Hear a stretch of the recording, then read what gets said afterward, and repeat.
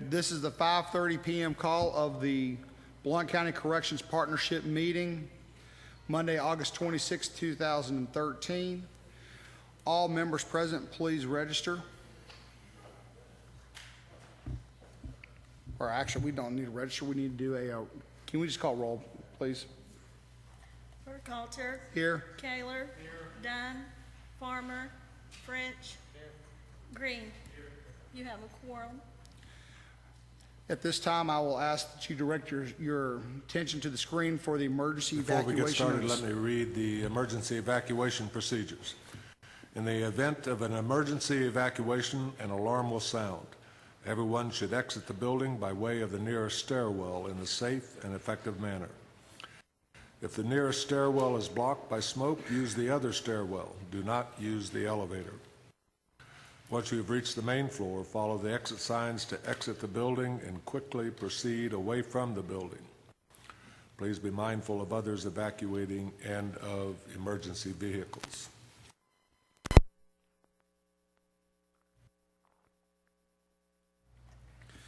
At this time, I will take for a motion to set the agenda.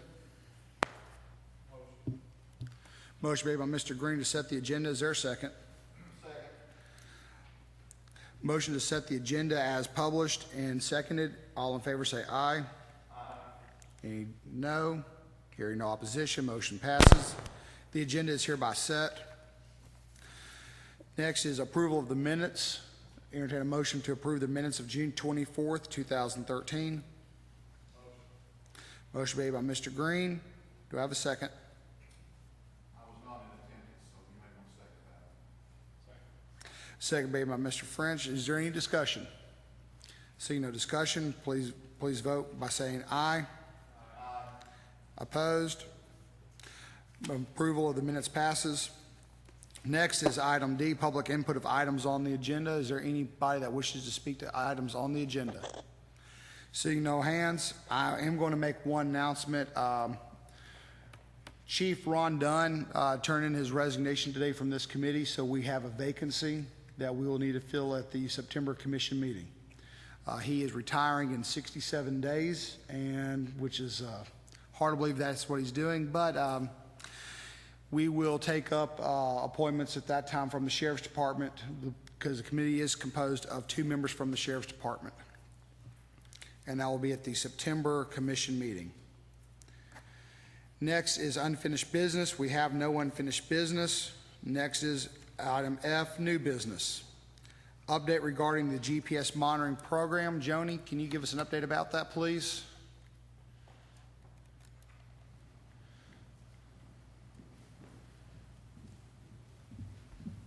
Good evening. I'm Joni Surratt with the Blount County Probation. We recently did the RFPs and we got 7 proposals back last Friday, not last Friday, but the one before. We had 7 proposals from the companies that have submitted the proposals are Sentinel, Canvasback, BI, 3M, Tennessee Recovery and Monitoring Services, Tracking Solutions, and Courthouse. And those are the 7 companies that have put in the proposals. Still reviewing those. They've sent packets, and so we're currently reviewing those and to see what company we'll break down to do interviews with. Any questions for Ms. Surratt? Thank you. Okay, thank you.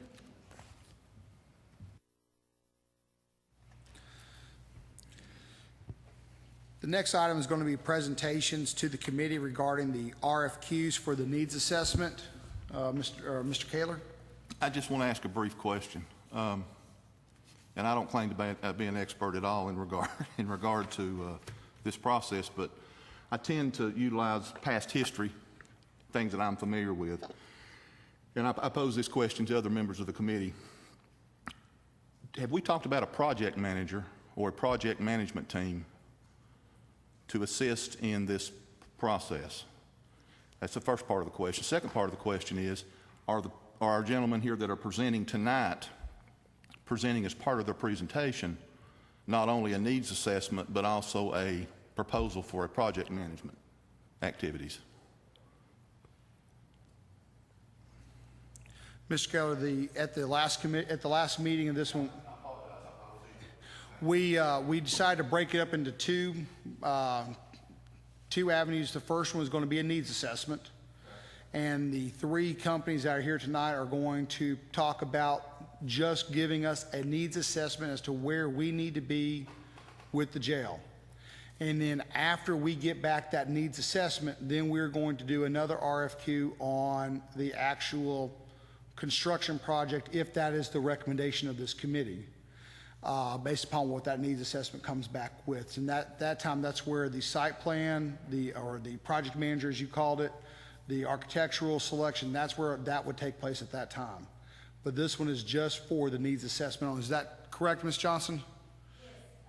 We actually can do the architectural phase from this RFQ if you would like. That's the second phase of this RFQ.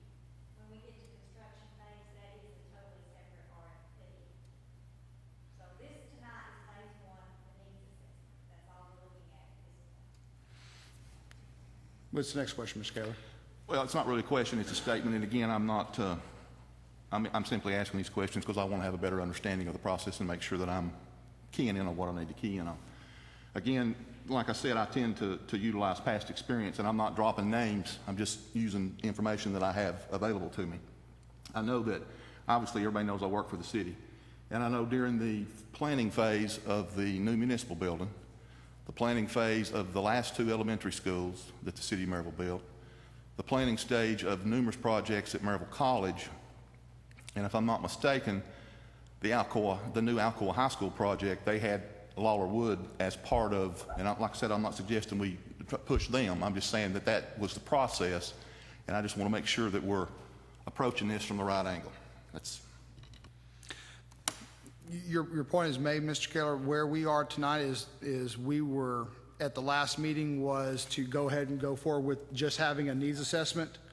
And then after we got back that needs assessment, we would then look at a project manager, because the first thing that we need to do based upon the recommendation by TSI or by TCI and Mr. Bass was to have a formal needs assessment done so we could have that back, so we'd have something to show to the state board that we were going forward with the feasibility study to understand and ascertain what our needs are for the jail and for the overcrowding of that jail.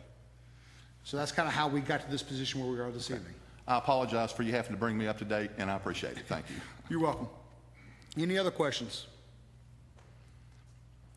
The way that we are going to do is I did not have an order selected for this evening.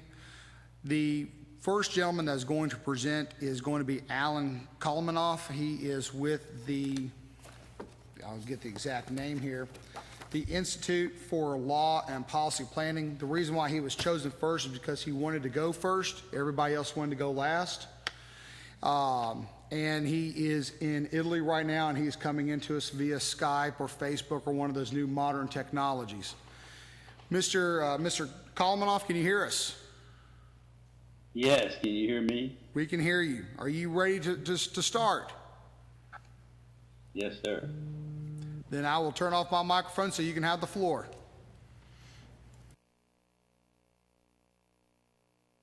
About how much time do you want me to?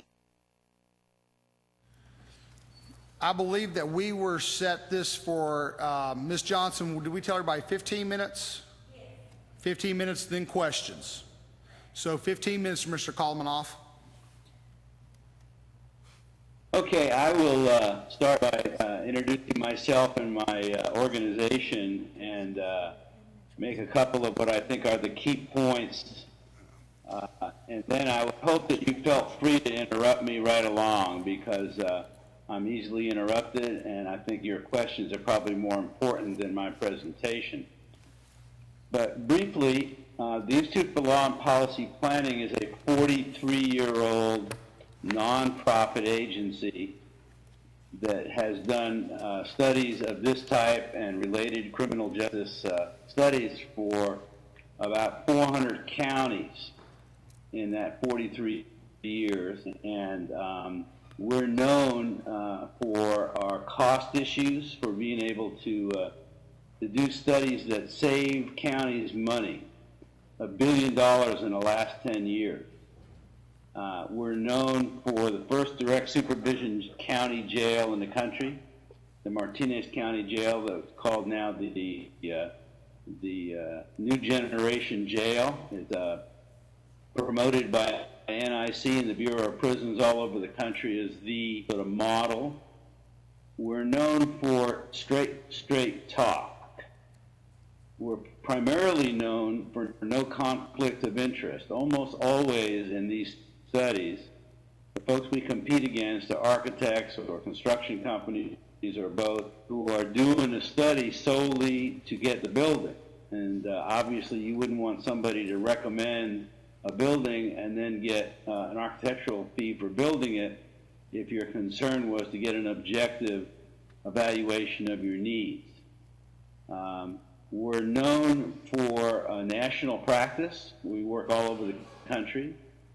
We're widely regarded in many jurisdictions in this country, but I will mention Knoxville because we work just right up the highway from y'all, and about 5 or 6 years ago, and we have references there that either are known or maybe known to you or an easy call to make, and references for us are the key. Consultants are only as good as the last job they've done. So let me just start right off with the Knoxville. We were brought in because the Knoxville jail was very overcrowded. We did a study there that was very highly regarded. The solution was a temporary and first shot kind of study. It wasn't meant to be the final. And it was set forth a bunch of recommendations for helping them to reduce their jail crowding. And it also made a recommendation for them to set up a booking facility downtown to cut down on one of the major problems they had in terms of crowding, which was a long trip to the county jail out in the countryside. The results of that study were they saved a ton of money. They built that booking center for very little within an existing facility shell, and their crowding went down quite a bit, and they were very happy with that study. There are 3 people in Knoxville who I would mention right now because they're folks who know us, know me, know our work real well. And again, being nearby you and having had not too dissimilar a study, it would seem to me that would be very persuasive to you. That's why I wanted to start off with that. The first fella is Dale Smith. He's head of facilities planning in Knox County. And he knows our work there, but the reason that he's a very important reference is he was in Florida 20 years prior, involved in a study that we did. So he's known our work and known me and known our organization a long time. I think it's a very unusually good reference because he's an expert in facility planning. That's all he does for Knoxville and the county of Knox. And he's a reference that I believe is listed in our proposal with a phone number, and I know he'd accept a phone call or email. The second one is Dick Moran, who's head of IT and is the assistant to the county executive. When we worked there, the county executive was very much involved in the jail study. It was a very political study, and we had to kind of walk a very fine line between doing a very objective study and at the same time dealing with somebody running for office. And the third is a fellow by the name of Chuck Burke. Chuck Burke is the federal court-appointed master over the Knox County jail lawsuit. And he and I have kept up with each other since we did that study because I myself have been a federal master a number of times over jail lawsuits and prisons and police departments, and so we've just corresponded about the work ever since. So those 3 fellows, Chuck Burke, who's an attorney in Knoxville, Dick Moran, who's pretty much the assistant county administrator. There is no administrator, there's just an exec. and Dale Smith are references for us in Knoxville. We're just completing a very similar study to the one you're asking for in Champaign-Urbana, Illinois. And our proposal starts with our cover letter, but right behind it is a letter of reference from the county administrator in Champaign County, extolling the value of the study we've done. We've already saved them having to build a brand new building, and they're now moving to a remodel. They've been able to reduce their population. There's a tremendous consensus that's rallied around the study we did. When we got there, they were fighting with each other. Tremendous lack of consensus. And I'll just mention in one other county, Dane County, Wisconsin, where they had 140 people on rental beds when we got there, and were fighting over a big new jail they thought they needed. And when we got done, 140 were back in town. Their jail was properly classified, and they were all getting along with each other. And the money they saved, they were able to put into crime prevention and to public safety with great results, $5 million a year. That's the kind of work we do. We do criminal justice planning. We do jail needs assessments. We've done hundreds and hundreds of them. The folks that are scheduled to work in Blount County, besides myself, I'll be the person directing the job. I'll be the person on site along with the rest of my team on site. But the other ones are Brian Tower, who's been with us for 30 years. He's a retired state attorney general in California, was head of the jail crowding blue ribbon committee. And also, he's the guy that built those 58 maximum security prisons in California that are now starting to disgorge some of their overcrowded inmates. He's got a tremendous amount of experience. He's a prosecutor from the toes to the top of his head, and yet he's an IT expert and very keen on integrating data and developing efficient criminal justice systems. Operating costs is what it's all about in the jail business, not the cost of construction. So he's very, very good at that. The second one is Dave Boris, who used to be chief of police in Boulder, Colorado. Later on was undersheriff in Boulder County.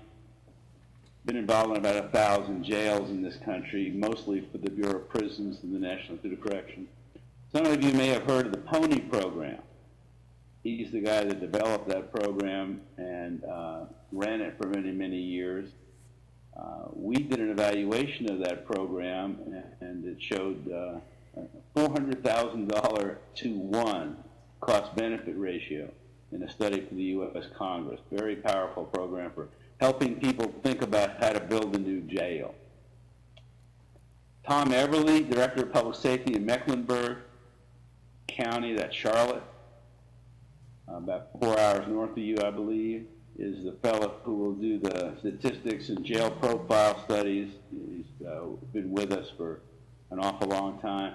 All these folks are long-term veterans of our organization and of these studies. The last one is John Kyber. He was the architect for the first direct supervision jail. He is an architect, but he doesn't practice as an architect. He's retired as an architect now. He has no interest in being an architect for you on a jail, but you'll never get a better, more experienced jail architect coming to town to assess your old building and look at possibilities, help with site, and all the rest of it. So I'm almost done with my presentation. I want to get to your questions. Just simply to summarize, I used to hate the New York Yankees when I was a kid because they were the best.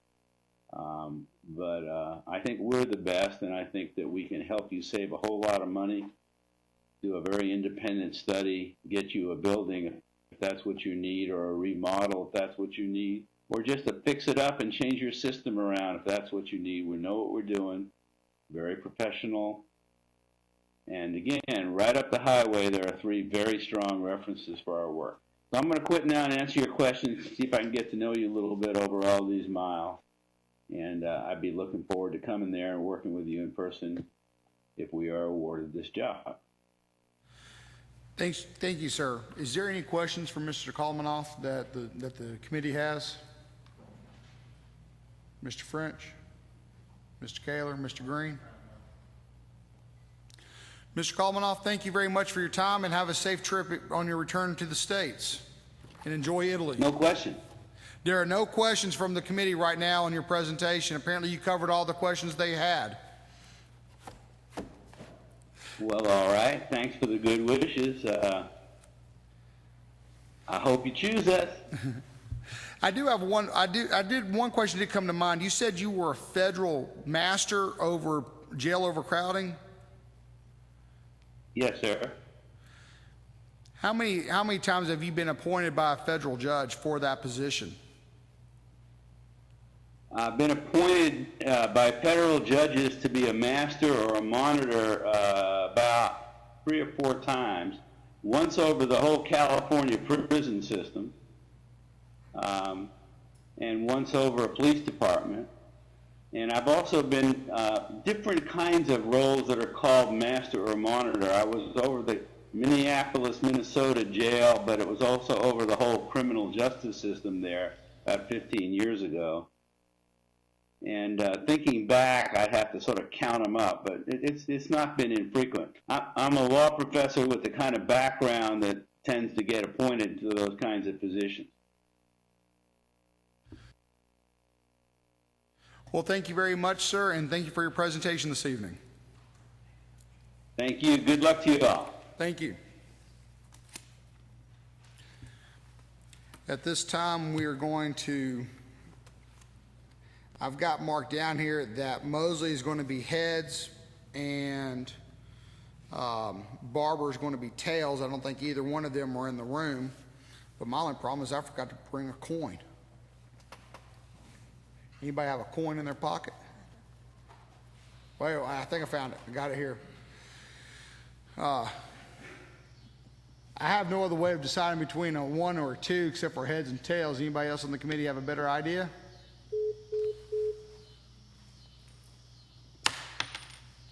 Heads.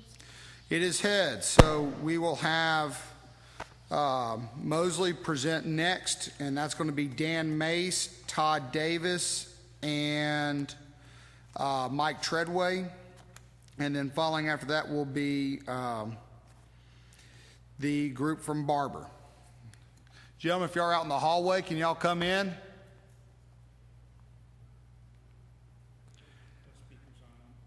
The speaker's not on?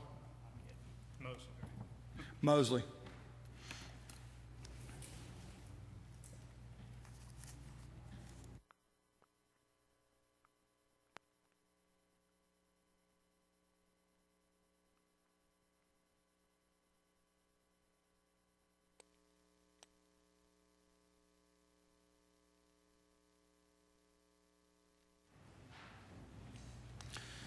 Gentlemen, how are we doing this evening? Doing well. How are you doing? Doing great. Just make sure that when you talk, that you talk into the microphone there at the podium so we can capture your all of your wonderful comments on the tape recording this evening. Thank you, Mr. Chairman. It's certainly a pleasure for us to be here, and we're honored to be able to present the Mosley-Hodge joint venture for your Blount County needs assessment for your jail facility. I'm looking for a PowerPoint that may, will the PowerPoint come to here? Yeah, you should have it. He's got it back there. I'll go ahead and just take a minute and introduce the gentleman that will be doing the majority of the presentation. Again, I am Mike Treadway. I'm a resident of here in Blount County, live in Friendsville. I'm the president of J.E. Hodge Associates, architectural engineering firm out of Knoxville. Again, we have formed a joint venture with Mosley Architects out of Charlotte, North Carolina. With me tonight, Dan Mace and Todd Davis will be doing a large portion of the presentation as well. Just to cover what we're going to go over what we're going to cover with you all tonight. The agenda, we'll talk a little bit about the Mosley-Hodge joint venture partnership team, our experience and qualifications, key planning and design issues, a proven planning process, why you choose the Mosley-Hodge partnership, and then we'll ask if you all have any questions. One of the things about that this team provides to you is a one-stop shop. We have all in-house services that you will need to be able to successfully complete your needs assessment as well as taking a look at future plans and projects for your Justice Center and jail needs. We have project management that you were talking about, just Mr. Kaler, a little earlier. We have that in-house. Space needs analysis. We can do staffing analysis. We can do facility planning. We have the architectural services in-house. We have the interior design services in-house. One of the key things that we have that we really think sets us apart is we have security and detention systems design in-house. Most firms have to go outside for a consultant to bring those in. We have those in-house through Mosley. The Hodge portion of the joint venture, we bring the mechanical, electrical, plumbing, and the structural engineering to the team. We have high performance, energy efficient designs. That's what we pride ourselves on as far as the mechanical, electrical, plumbing aspect of it, how it fits and incorporates into the jail facility itself. We also provide construction administration. If this team goes forward with your planning and design of your new facility and it gets into construction, we are also able to assist you with the construction administration. We have operations, staffing, and transitional services. Todd Davis, that you will hear from in just a minute, is a former jail administrator, having worked on the inside of a jail, so he understands what it takes, what goes on inside those facilities to make them safer, more efficient, and more well-run facilities. This is the team that we have before you. I introduced to you Dan Mace. He is the managing principal. He'll be the project architect. Again, I'm Mike Treadway. I'll act as the project manager. Again, I'm a Blount County resident, work in Knoxville. Todd Davis, planning and development of the jail system. Also, court systems, Jay Moore. Jim Hodge is the electrical engineer. Mark Nicely, the mechanical engineer. We have structural. Again, our security systems specialist is Jenny Mann. Right on down the list you see. And you'll notice also the lead AP professionals that we have on our staff. We have also partnered with Chris Soro from here in Blount County, C2RL, to provide civil and site engineering services for us. Richard Yarborough and Chris, you are very familiar with them. J.E. Hodge is an engineering firm, again located in Knoxville, founded in 1987. A full-service engineering company that includes the mechanical, electrical, plumbing, as you see there. We utilize state-of-the-art building information modeling, which you will see a little bit more of a little bit later in the presentation, called Revit, that allows you to see everything that is going on in a 3D model. These are some of the projects that J.E. Hodge Associates has been involved with here in Blount County. The Alcoa Elementary School, Carpenters Elementary, Friendsville Elementary, Rockford, Townsend Elementary, William Blount High School, providing engineering, energy management, engineering, HVAC systems. We were also involved in the Hamlin County Justice Center. We provided architectural design, engineering design for the 6,000 square foot addition that they did, 70 dormitory style beds just up the street in Morristown. We've worked the Morgan County Correctional Facility doing an energy savings performance of 143,000 square feet, providing Morgan County with $225,000 in guaranteed savings on an annual basis. The Morgan County Courthouse, again, detailed energy conservation analysis, providing architectural engineering services, $15,000 we found them in annual savings through their utilities. We partnered with Mosley Architects to do the Granger County Justice Facility in Rutledge. Took it all the way through from programming through design, staffing, operational service for a 100-bed that is expandable facility that included courtrooms as well. That project was $5.4 million and came in 2% under budget. The Loudoun County Jail and Criminal Justice Center, we are currently working on a needs assessment for Loudoun County, our neighbors just to the west, providing that needs assessment, going through their, analyzing their jail operations and staffing, doing a population forecast, cost analysis, and working with them on preliminary design. I'm going to turn the floor over now to Dan Mace and allow him to take you through the rest of the project. All right. Thank you, Mike. I appreciate the opportunity to talk with you all tonight. A little dog and pony stuff about Mosley Architects. We've been around since 1969, and we specialize in doing work for public agencies such as yourself. Todd and I only focus on justice buildings, jails, prisons, courthouses. That's what we've dedicated our careers to do. And so we've been very fortunate to have been selected to do, over 60 jail plans like you're talking about, needs assessments, and over 100 detention center projects, not counting the prisons and the federal prison projects that we've done. We only work, I don't like to get in a plane and fly, I'll be honest with you. I like to drive, so I just don't trust a pilot. At least when I'm driving, I know I'm somewhat in control. But I don't pursue a project unless I can drive to it. So this was a very convenient drive, pretty drive, and of course we're already over in Loudon, so appreciate the opportunity to stay over in this area and help you guys out. We've been recognized nationally. We've been published in retrospective of courthouse design and publications by the AIA and American Bar Association. We've been published in the National Correctional News. Most sheriffs get that. And published on, we actually designed the first federal prison to be LEED certified in the world. And we've been published there a number of times. Some recent projects to share with you. This is Rockingham County Justice Complex. This is the first complete justice complex. It's a jail, a sheriff's law enforcement, and a courthouse to be LEED Gold certified east of the Mississippi. Transylvania County over in Brevard, first public safety complex to be LEED Silver east of Mississippi. These are some jail expansions. Hope County, you can see 152 beds, $7.5 million.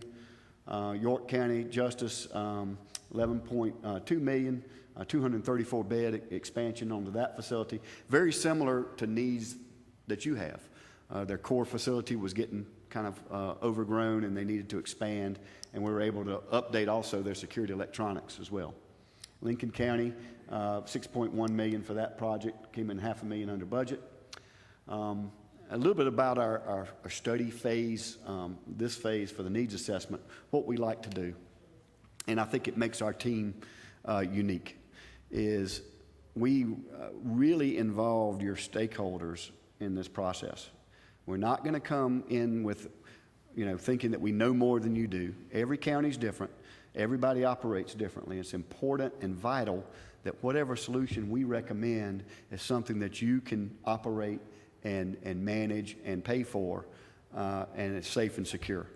And so we want to do more listening at first than talking, okay? And I think that's vital to our process. So we don't want to come away with a project that somebody raises their hand and says, nobody ever asked me about it.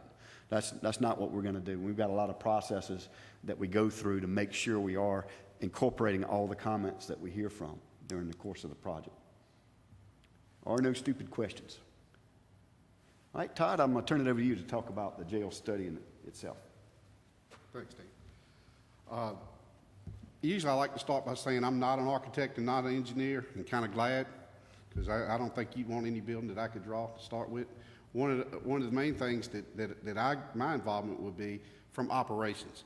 Having worked in a facility and run a facility for years, understanding officer safety, and I always have a saying that if it doesn't have any operational value, then you don't need it in a jail.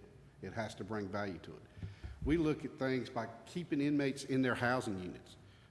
Why move them out to visitation when you don't have to? Why move them to courts when you don't have to? Why move them to medical when you don't have to? Several different things. If you can keep them on the housing unit, then you have less trouble and less chances of officers getting injured. We look at putting video visitation. In today's technology, you save square footage, and there again, you don't have to move inmates. So incorporating video visitation is a huge plus.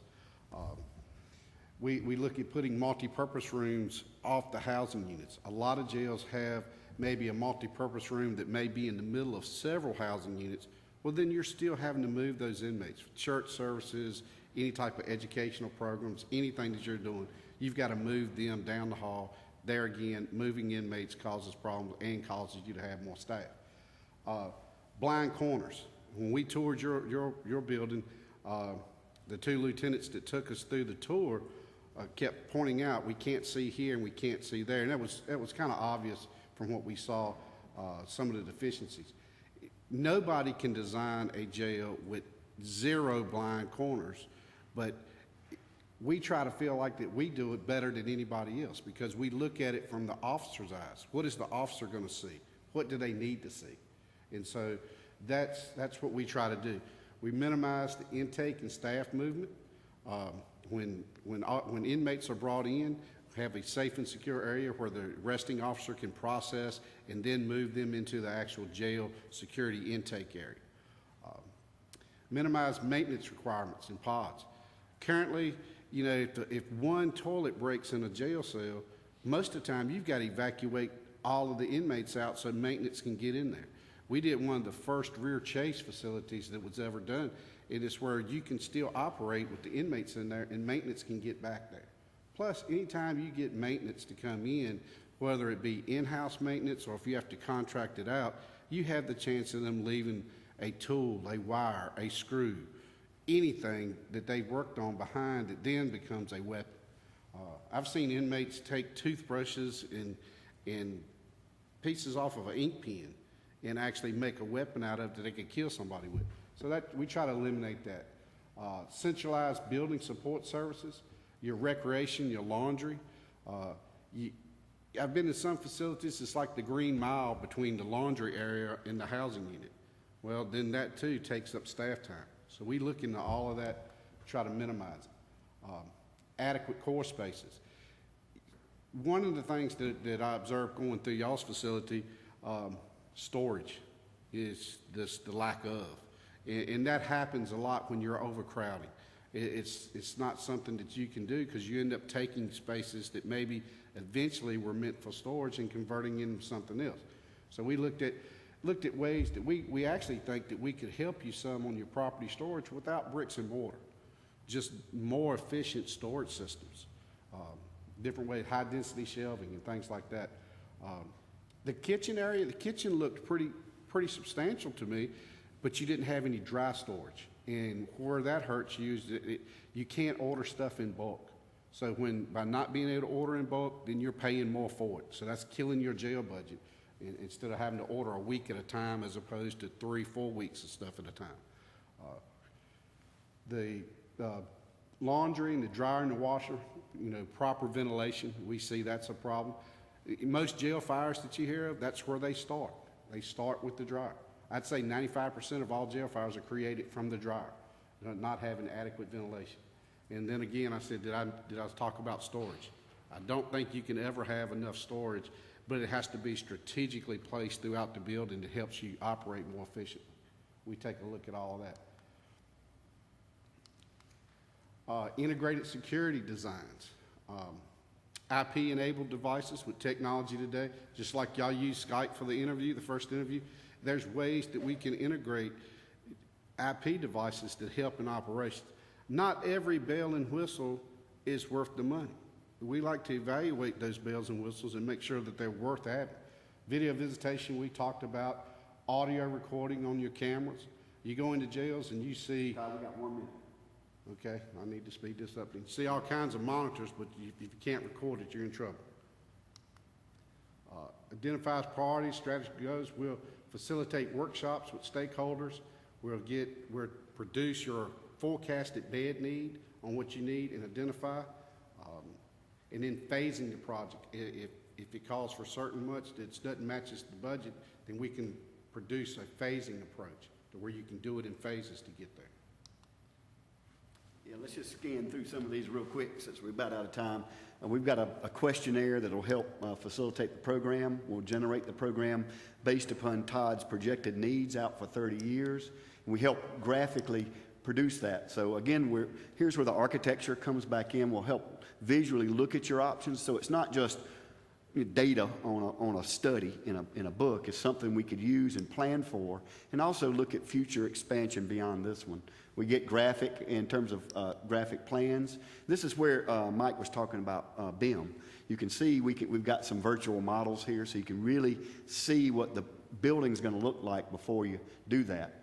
And another thing is we only do work in the Southeast, so we know how much these buildings cost.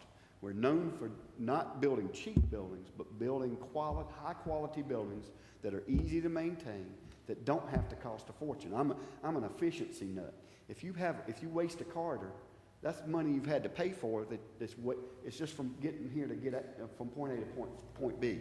So it's important that we design the place as efficient as possible to save money. And again, the key is balancing that out. And with that, I'd like to bring it to a conclusion. Does anybody have any questions for the representatives from Mosley and Hodge?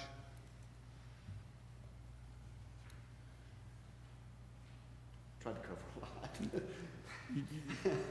Worn out. Mr. French, do you have a question? Mr. Kaler? I probably do, but I'm about to absorb it, so I'll pass right now. Okay. Mr. Green, do you have a question? On the first phase of the quality needs assessment, who would be the person that would be handling that? Well, you're looking at this team right here. Okay. Todd will primarily be collecting the data and working with all the jail staff to collect all the required data to then perform the projections and assessment. And I'll be plugging in on the architectural standpoint. And of course, this project, we need to look at it holistically. So we've got to bring our engineers in as well to look at the mechanical system, look at the electrical systems, look at your emergency generator. So it involves really the entire planning and design team to really make a good study so you know exactly what you need and how much that's going to cost you. And about how many needs assessments have you all done in the recently? Oh, we've done 50, 60 of them in the last 10 years. Okay. So Currently doing Loudoun counties too. Okay. so we do these all over the place. Certainly very comfortable doing these type of stuff. All right, thank you. Mr. Kaler? Yeah, I did think of something. I know that you were going to cover it, got kind of rushed at the end. When you were talking about your projections as to where you see Blount County Jail being in the future in regard to needed housing space, how long did you say that projection was? It went by me. 30 years out, and I think that's what the county's RFQ called for, and 30 years, that's pretty okay. typical, is to go 30 years out. And we use historical data. I'll look at your jail records from your jail management system of your reporting and develop some trends and do 30 years projections. Anything after 10 or 15 years, that crystal ball starts to get a little bit fuzzy, so it's all based on historical trends. But we've been pretty fortunate. We follow the National Institute of Corrections model. I just no telling how many of these things I've done. Okay, thank you.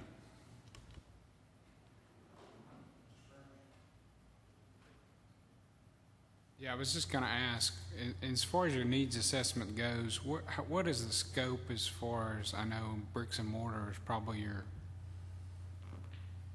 business because you're architects, but how deep do you go into alternative assessments of, alternative sentencing and different things as far as working with judges and district attorneys and the sheriff's office and other agencies as well? That's usually, that's a great question. That's usually one of the first things I want to look at is, okay, I'm sorry. We can barely get you on tape. I apologize. That's one of the first things I like to look at is what type of alternatives you're doing, how efficient is the court system, and what can do to maybe expedite some cases. Because the average length of stay really draws, your bed need more than anything else. So if it's any type of alternatives that you can incorporate, and again, that's one of the first things that I try to look at. See what programs you're doing, electronic monitoring, if you're doing things like that, if you have any type of expedited docket system or things. We actually implemented a program to where we looked at all the misdemeanors as soon as they came in, what they were charged with and what their presumptive sentence can be. Because a lot of times that original court date is 30 days away, but they can't get but 10 days or 15 days if they're found guilty on that charge. So we look at how we can expedite that through the court system. And there again, that's almost an alternative. Yeah, and I think the important thing to note is, again, we as architects follow what the study tells us to do. And, we want to build the types and numbers of bed that you need. It's not like you can go to California or Abu Dhabi and it's easy to do a study that throws all the bells and whistles in there and will cost you something that you can't afford to implement. To me, I don't think you've asked us in here to give you a bookend that's going to be a good paperweight. I think you want something that you can actually implement. And a good sound study looks at all those options and really anticipates the questions that the taxpayers, your constituents, are going to ask.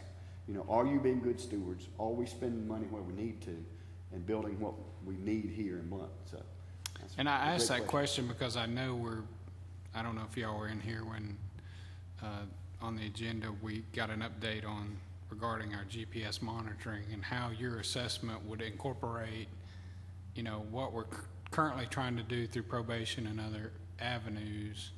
And also, a second part of my question is, and I don't know if y'all read the TCI report or the CTAS report from Jim Hart, but in your analysis, would you be doing a cost analysis of the, quote, discretionary inmates that he characterized our federal and state inmates in that report, and the cost of keeping them and the cost of doing nothing and letting them go? Would that be part of your... We would actually look at how much revenue the county is generating from housing federal and state inmates and weigh that against, you know, if you expand or you do something to your current facility as opposed to getting away from, you know, losing those. You know, it's going to be smart to spend money to provide those beds, or is it just going to be smart to walk away from that revenue? Yeah, we'll make an assessment of that. Great question. Usually, in going back to your first question a little bit, I know we architect firms, we've actually done needs assessment that in studying the process, we found that part of the problem was in one place, they just needed a couple more court reporters. They had open court, they had enough DAs, they had enough clerks, but they didn't have enough court reporters, so they weren't able to run court enough. So all they did was hire 2 court reporters, and it helped alleviate the overcrowding. So, you know, the first thing is to look at what you're doing currently and how we can enhance that to handle it. Second thing is doing something to your existing facility so county doesn't walk away from a huge investment. And then third is, you know, okay, you're going to have to go away from that, or you're going to have to add on to it. So, you know, bricks and mortar is not always the answer. Sometimes it's the process that you go through. Any other questions, gentlemen? Thank you very much, gentlemen. Thank you. Thank you. Appreciate it.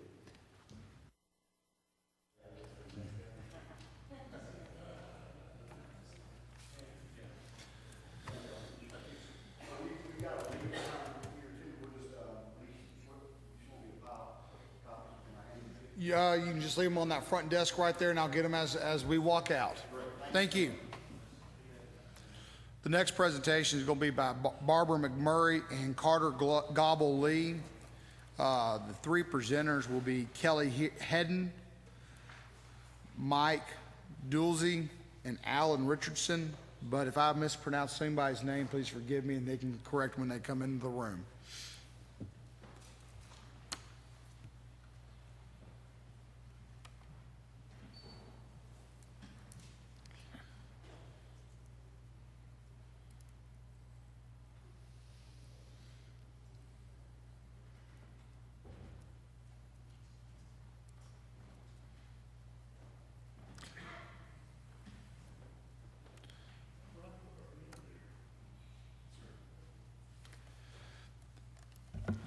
Gentlemen, I'm going to ask you, I know you are going to be taking turns tonight. When y'all hit 1 minute left, I will raise up my hand, just let you know that you got 1 minute left. And then we'll take questions from the committee at that time. And also, when you're talking, please try to talk into the microphone so it can be broadcast and can be picked up on the recording. Great. With that, I believe Kelly was going to start us off this evening from Barbara McMurray. Great, thank you very much. On behalf of Barbara McMurray and Carter Gobble Lee, we would like to thank the Corrections Partnership for inviting us back. We're excited to be here. Barbara McMurray's been in business 98 years, since 1915 here in East Tennessee, and we take our local work seriously. We want to serve you very well. My name's Kelly Hedden, and I've been at Barbara McMurray 25 years, and for all of those 25 years, every project in the Corrections Department that we've worked in has been with Carter Gobble Lee. Bob couldn't be here today, but we actually got the better end of the deal, I think. So with me today is another one of the principal partners at Barbara McMurray, Mike Dooley. And while most of my responsibility is in the design and planning part at Barber McMurray, Mike runs our office, the studio, making sure that we all meet our deadlines. And I know that the schedule is important to you guys. We'll talk a little bit more about that in a minute. But we are the local team. Barber McMurray has been here. We plan to be here for a long time. We work a great deal with Knox County. You don't have to go far to check our references. Sheriff Jones, Chief Deputy Trammell in Sevier County, Hoss, I can't call him anything but Hoss, but Sheriff Seals and Chief Deputy McMahon, we're working with again right now. Our last two facilities, one with each of those guys, really did well with the TCI standards, and both had a 100 on their certification. The Sevier County project, the new minimum security facility over there that we're enlarging now, on its initial, it's the first in the state of Tennessee to receive a 100 on its initial certification.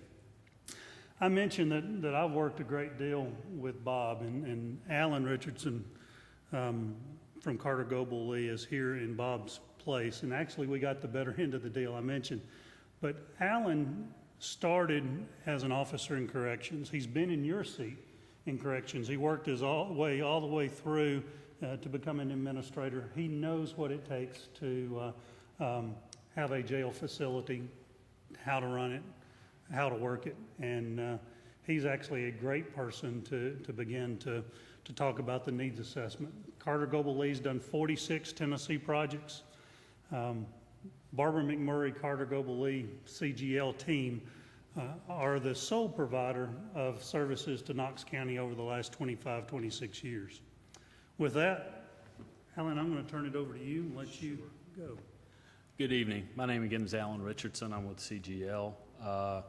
As Kelly was saying, I've been in the corrections industry for quite some time. I started just over 25 years ago as a corrections officer at a maximum security penitentiary in South Carolina. Moved from there over to our county facility as a corrections officer and just kind of climbed my way up the ladder to facility administrator. During that time there, we did two major facility expansions. I ran the transition activation project for both of those, or teams for both of those projects, before I was fortunate enough to have the opportunity to go work for the federal government with the National Institute of Corrections out in Colorado. For 7 years, I had the opportunity to provide training and technical assistance to local jail facilities from all over the U.S. There, so I got a good bit of experience, not just, as a corrections officer and as an administrator running a facility, but working with hundreds of other facilities during my time at NIC as well. Let me tell you about this slide. This is the full range of services that our team with Barber McMurray and with CGL and what we would bring to your project. We've worked with numerous local agencies across the country through the planning process. From the initial concept or idea of we're crowded, we need to do something. We need to do something with our facility. We need to renovate it. We need to scrap it. We need to build new. How do we start that process? That starts where we are right now with a needs assessment, with a feasibility study. That's part of the upfront planning to kick off almost every project like this. We've got a good design team. We've got designers in-house at CGL. We've got excellent architects and designers at Barber McMurray on our team. We've got project development expertise. We can even do financing through public-private partnerships for agencies in need. Project management, if the decision is made to go to design, to go to construction for renovation or a new facility. We've got project management expertise in-house. Systems integration, especially when you're looking at adding on to a slightly older facility with a new addition, such as what Blount County has right now. You've got all kind of security electronics, all kind of systems that have to go from the old to the new and back and forth, and everything has to talk to one another. We've got the expertise in-house to be able to handle that. And facility maintenance. We provide preventive maintenance for dozens of corrections facilities across the country. And TCO, that's total cost of ownership. The professional services that you're looking at spending money on right now is just a very, very small percentage of what you spend on the facility over the life cycle of the building. The more preventative maintenance that you can provide, the longer you're going to stretch that lifespan of the facility out, and it's going to last you much, much longer. Barbara McMurray's been around for 98 years. They've been working in corrections since 1964. CGL, we're coming up on our 40th anniversary next year. We started in 1974, so we both have a lot of years of experience in corrections, and individually as well as working together. We've worked on multiple projects over the past 25 years and collectively have done well over 250 needs assessments for local facilities across the U.S. as well. You ask us to propose on 12 different tasks, and we've taken those tasks and arranged them into the slide that you have here. And we see those in being 4 primary focuses. First of all, we're going to start with a review of the evaluation report done by Jim Hart with the University of Tennessee. Jim and I go back many years from when I was at NIC with the National Institute of Corrections.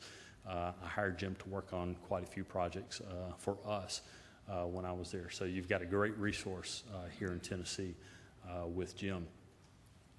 The first column with tasks 2 through 6, I believe. I'm sorry, my eyes are getting bad. That's basically data collection.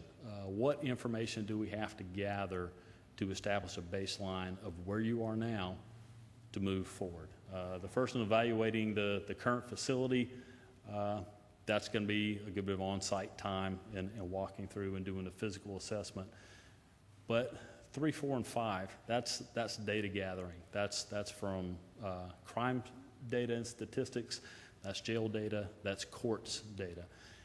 And we don't cut corners on our data analysis. We've got a couple of guys in-house with really good statistical backgrounds that can run, I think, 9 different models of projections for general population, for bed space population, that we sit down and we work with you on those projections to say what makes the most sense, because you've got the data, you're the source of this. This is a team effort. We're not going to do this work in a vacuum. We're going to be partnered across the table from one another through every step of this process. We know that you want to do things differently. You want change because you said you wanted ideas on how to reduce the average length of stay.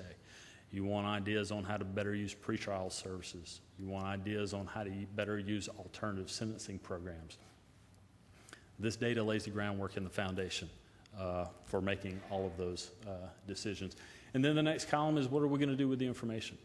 Again, we're going to partner with you throughout this process to help develop the options. What makes the most sense so far as renovating the existing facility? As far as planning a new facility, if the data says you need one.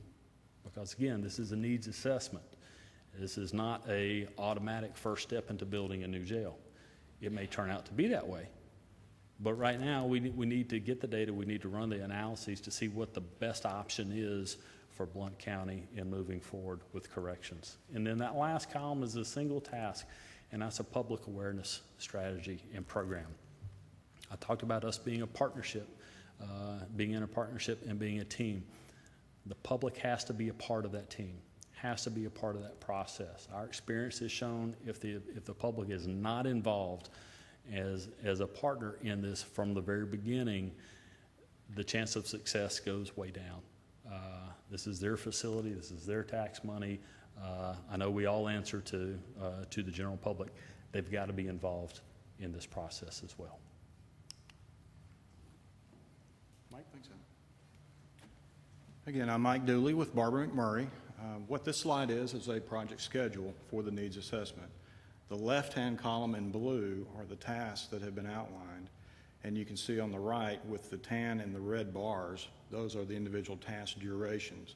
What's important to note is we have outlined this schedule based on your project duration that you propose between basically now or 1st of September all the way through the end of the year. I think December 23rd is the date. The other thing that's important to note on this schedule is you can see the red tasks that are outlined. It's not a linear schedule. Many of them overlap. And that's an important feature because what we need to do is determine, with all the multiple tasks ongoing, we'll have different committee meetings going on, different data collection points. So we'll make sure that we identify any critical path that will affect the overall schedule, but most of the tasks are overlapping, so there is some flexibility and variance for those. This is an important tool we use on all our projects to make sure that our team, which are many more people than are here assembled tonight, along with you, can make sure that we clearly communicate and identify all the tasks and meet your overall project schedule.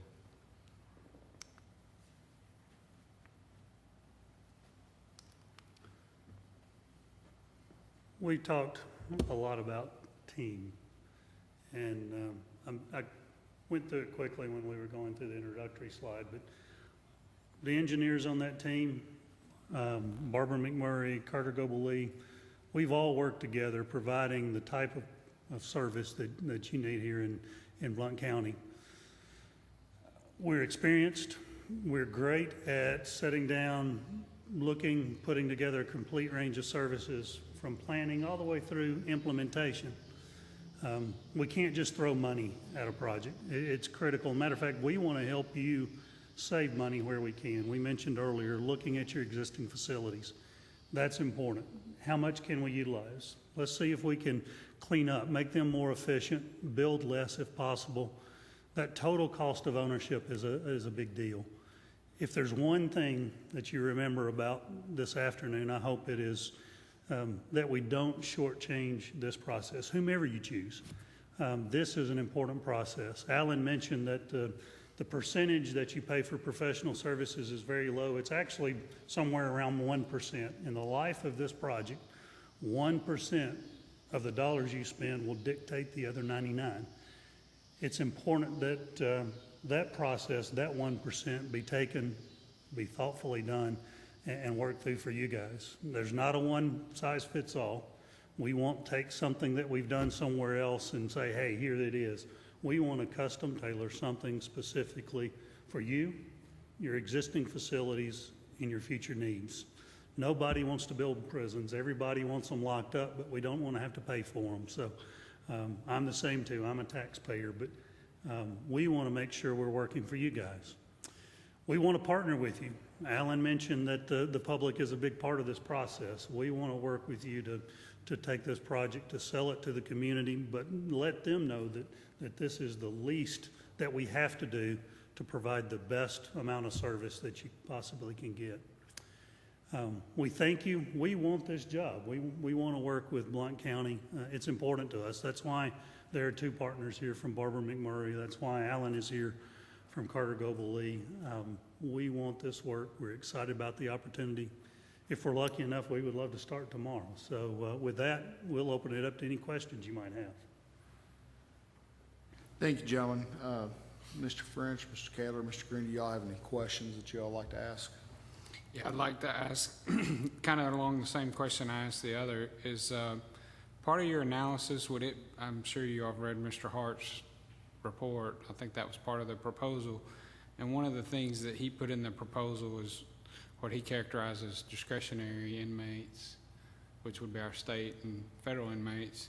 Would part of your analysis be to look at that segment of our population and do a cost analysis of keeping or reducing and how that would impact the county?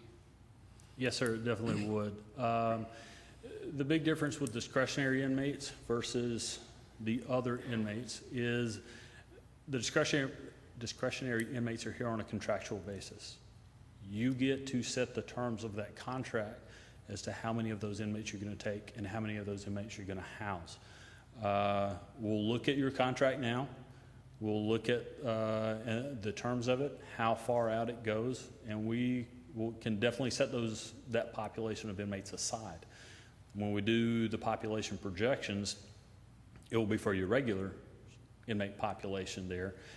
And that will be a caveat set of inmates and beds. But it really comes down, that's a policy decision as to how many of those inmates you want to contract for, but it does impact your bed space needs. Yeah. Absolutely.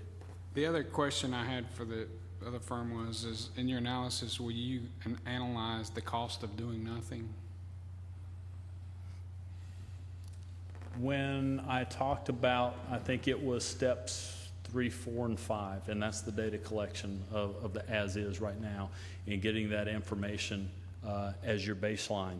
If you have no baseline, then anything else you don't have a context for. So our option 1 is always status quo, is what we refer to that. If you do nothing, you don't build, you don't change anything, you keep doing business tomorrow, and the day after that, and the day after that, the way you've always done it, then here's the boat and the situation that you're going to be in right now. In our opinion, you have to do that, or you really don't have anything to compare the other options to. So, yes, sir.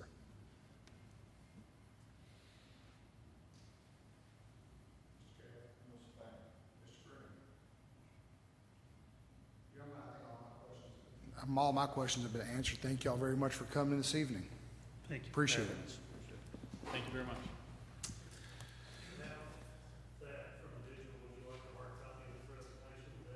If you can leave it here, that'd be fantastic.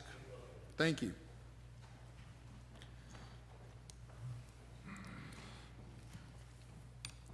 I talked with Ms. Johnson. Item 3 is discussion and possible action regarding recommendation to the Blount County Commission. And I talked with Ms. Johnson about the next step in this process. Teresa, do you want to come out and tell us what the next steps would be in this process? Now, you're welcome to sit in the mayor's chair, or you can come up to the podium. It's your choice. Is it on? Okay. I talked with Mr. Burkhalter about it. It's your decision tonight to discuss it. If you want to rank the 3 that you've listened to tonight, you could do 1, 2, 3, and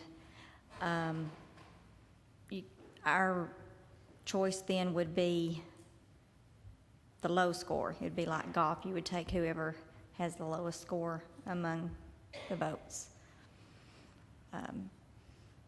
That's up to you. It doesn't have to be tonight, but that's up to your board.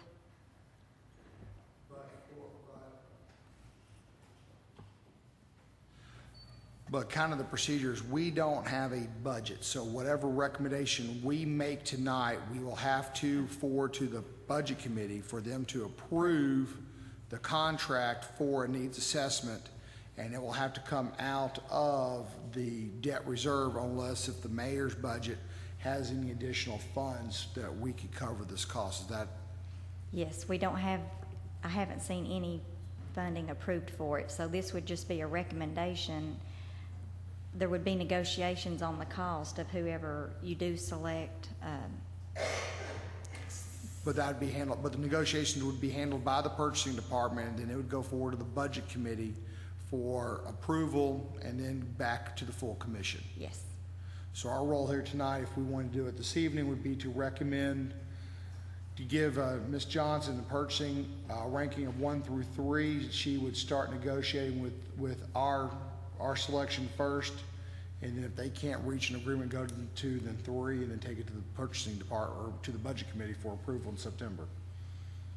Any questions, comments, Mr. French? Yeah, I was just looking in the proposal. Can we get a list of what the baseline proposed cost is for each of these? Because I didn't see. Is it in the proposal or is it not? Or at this time, when it was sent out by purchasing, it was sent out as a request for qualifications. So there was no budget attached for just the cost of the needs analysis. That was going to be negotiated independently on who we thought was the best choice first, and then they would negotiate costs. But we do know that the Institute put in a budget about $97,000, and I've spoken with one of the companies before we got started in this process that told us that a needs assessment could run from anywhere from $75,000 to $120,000 for a needs assessment. So that's kind of the the ballpark that I was told from some of the other architectural firms that weren't represented this evening. But I do not have any information that, Ms. Johnson, do you have any information from the other two? No. And actually, your evaluation should just be on qualifications at this point. Thank you. Gentlemen, do we want to vote tonight on a recommendation to forward to budget and purchasing?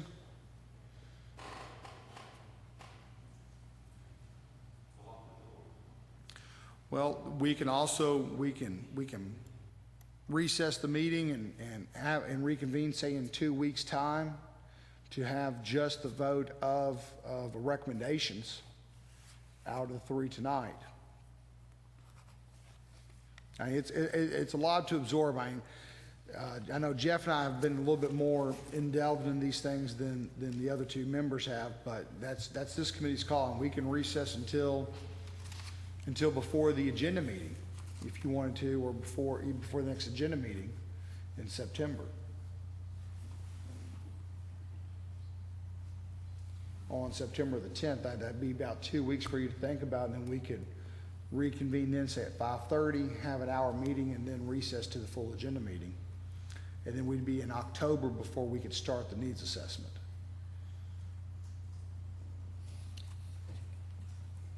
Question. Did they all leave a copy of their presentation, hard copy? I believe Mosley did, and everybody should have been emailed a full copy of the hard I've copy. got that, but there were some slides in there that are not in here. Yeah, I believe they did, and I've got a hard copy of Barber's as well. So yes, we've got hard copies of that. Okay. We can't get additional copies. It needs to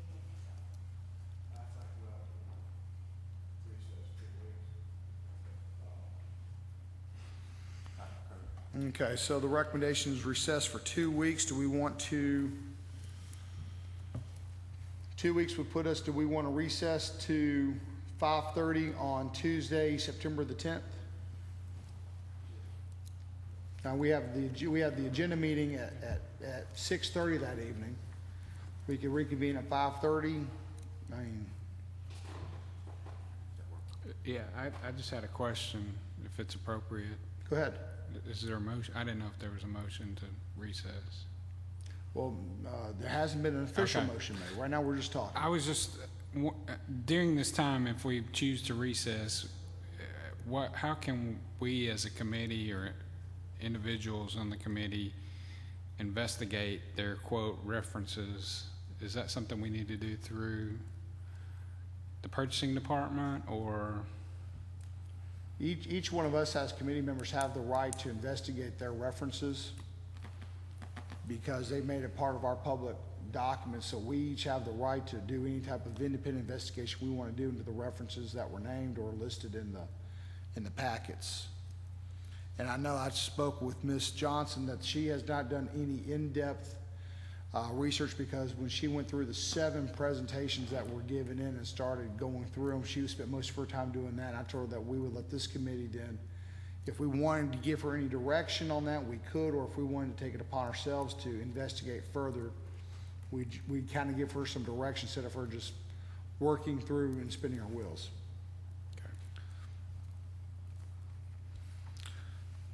I would personally like to see some feedback from some of their, current projects, and if that's acceptable, because I think we need to do our due diligence and figuring out their. And I don't mind at all to check those references for these 3, if that's the way this committee would like. I can check each one out pretty thoroughly and get back to you, if that's the way you'd like to proceed. Mr. Green, does that work for you? How quickly, if we were going to reconvene on the 10th of September, that's a Tuesday night, how many, could you kind of get it to us like the Thursday before the weekend? Excuse me, I definitely think we could, yes, get you that information by then, if not Okay. before. So that'd be getting us some information about the references by Thursday, September the 5th. Do I have a motion to recess this until September the 10th? Do I have a second?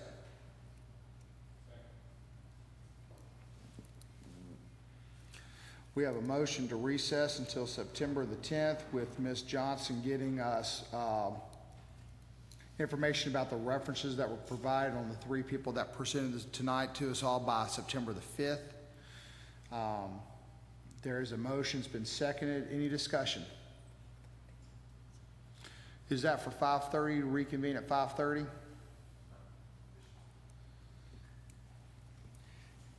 Hearing no other discussion or request, all in favor say aye. Aye. All opposed? We stand in recess until September the 10th at 5:30 p.m. back in this room.